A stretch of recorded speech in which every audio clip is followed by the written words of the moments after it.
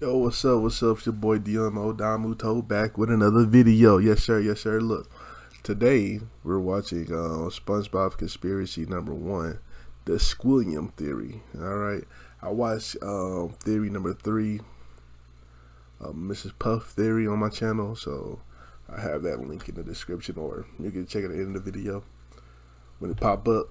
You know what I'm saying? But anyway.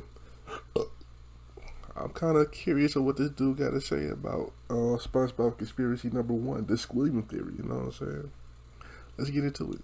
Squilliam Fancy Son! Squilliam Fancy Son! Squilliam Fancy Son! Squilliam Fancy Son III is Squidward's rival from high school band class. So, I just took my private yacht across my private lake to my private heliport. He's more wealthy, popular, and talented than Squidward, and he always rubs it in his face. That's right. I'm living your dreams, Squidward. Oh, just succeeding in everything you failed in. But I intend to prove that he's a fraud, using his wealth to make himself seem more popular and talented than he actually is. He goes to ridiculously extreme and expensive lengths to humiliate Squidward and show his superiority, and I'm gonna prove it.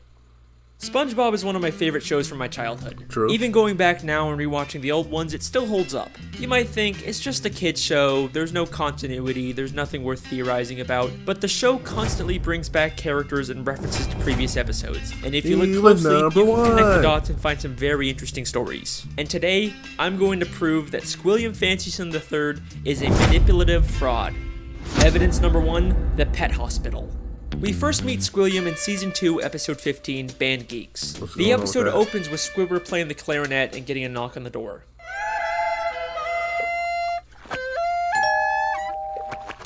Yeah, we're with the pet hospital down the street, and I understand you have a dying animal on the premises. Immediately after, Squidward gets a call from Squilliam. Hello, you've reached the house of unrecognized talent. Please start after the... Sounds as though you've got a dying animal to attend to, eh, old chum? I believe that not only was Squilliam spying on Squidward to know when he was playing his clarinet, but he also hired the doctor to come and embarrass Squidward. That is wild. We're with the pet hospital down the street. Pet hospital down the street. We have never seen a pet hospital in Bikini Bottom. We've only ever seen just the regular Bikini Bottom hospital. We've seen this purple doctorfish before, but once again, he's never worked at a pet hospital. We've only ever seen him at the regular general hospital. Well, Mr. Squarepants, it seems you have the hold Are on. you ready for your treatment? Then there's this green fish behind him, and we've only ever seen him as one of the many identical paramedics that work at the Bikini Bottom hospital. We even see him at the end of the episode to take Squilliam away after fainting. So it is very likely that Squilliam hired these two and told them to pretend like they're from a pet hospital just to humiliate Squidward. But this is just the start of Squilliam's elaborate lies. Evidence number 2, the Bubble Bowl.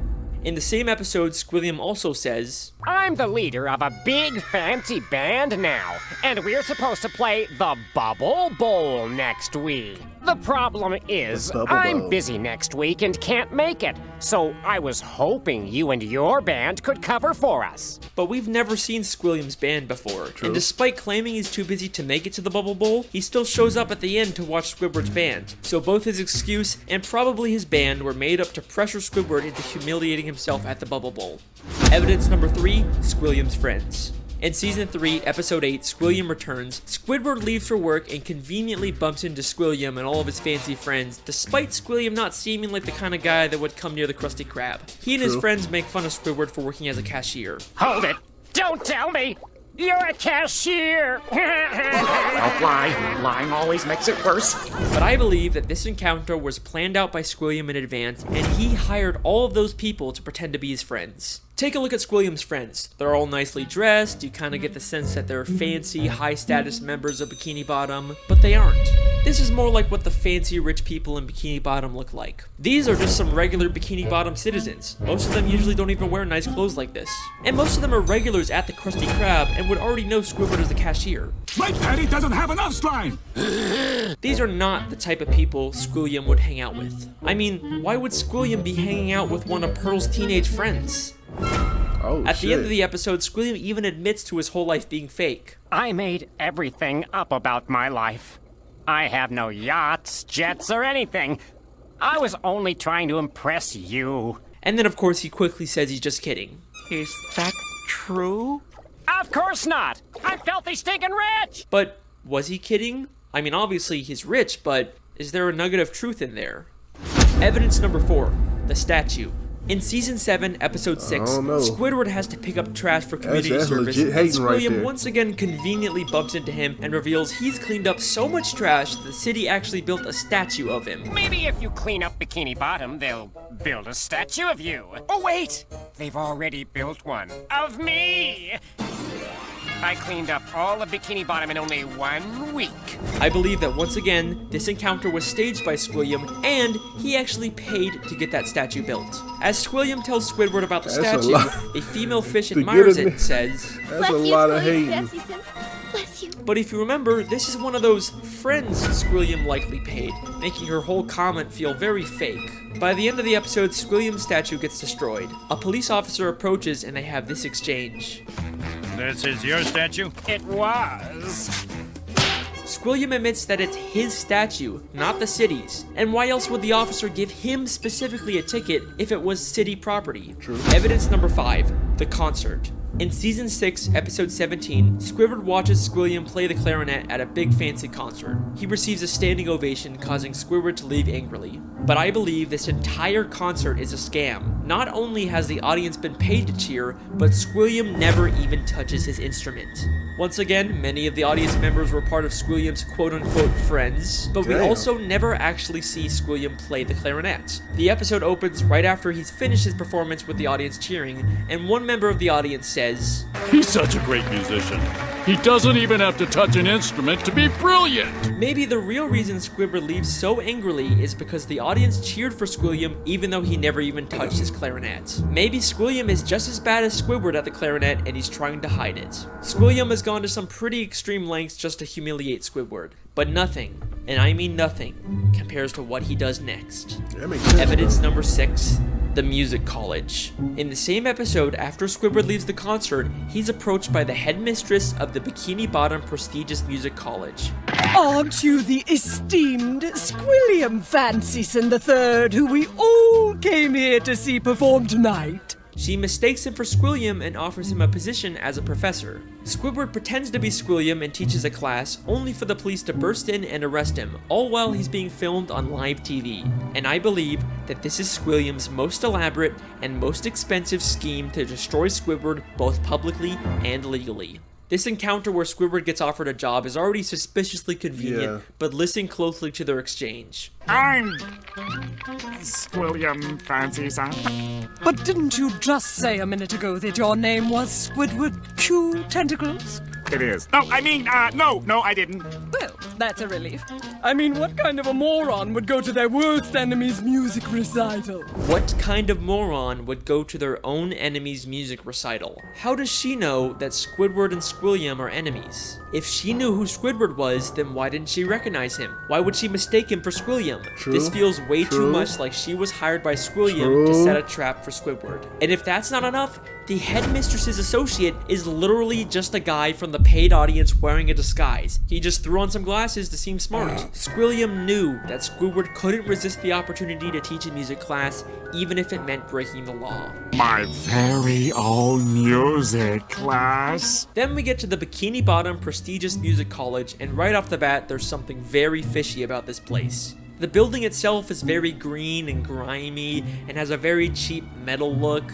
Nothing about this says prestigious except for the big sign on top, which feels like the only new thing about this building. I think there is a very good chance that Squilliam just bought some old warehouse, then stuck a sign and some paint on it to disguise it as a college. I mean, look at these other schools in Bikini Bottom. They all have a very nice structure and a paint job, but this prestigious music college looks like a dumpster. Going into the classroom, not only does it have another one of Squilliam's friends, but if this is such a prestigious college, how did SpongeBob and Patrick get in here? Would you two numbskulls mind telling me what you're doing in music class anyway?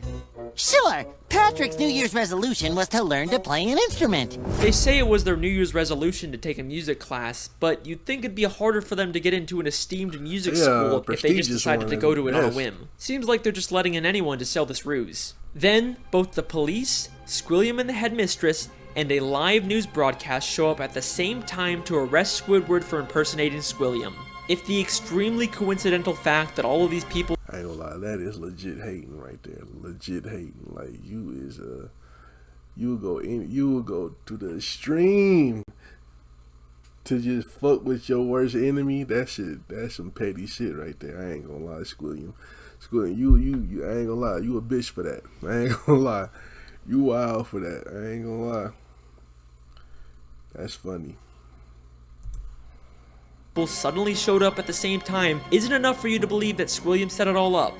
I've got something that's going to blow your mind. What's up? Squilliam literally has the police working for him.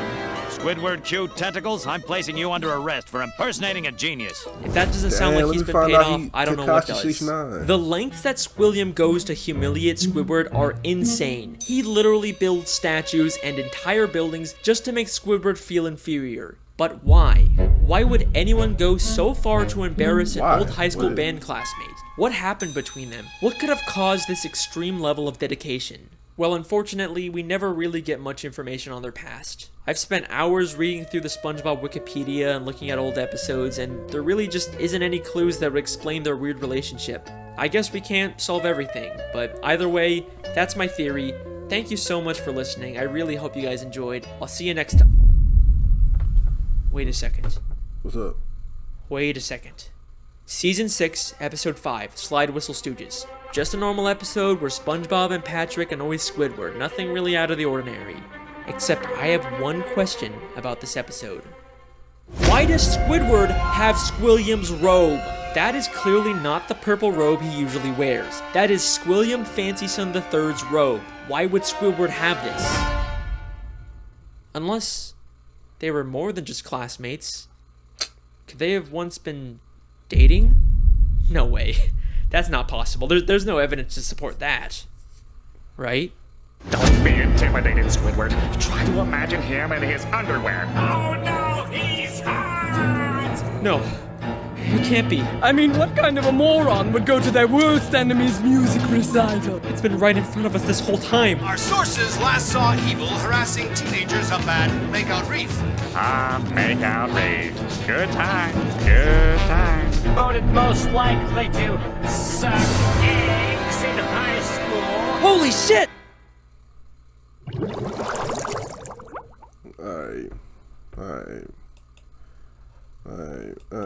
Alright. That's funny. Nah, that's for real. Nah, that's wild. That's wild. Like, he would go that far just to fuck with Squidward like that. That's some petty shit right there. Like, that's some petty shit. I ain't gonna lie. Anyway, if you like my reaction, make sure you like, comment, and subscribe, and I'll catch y'all next time. Peace.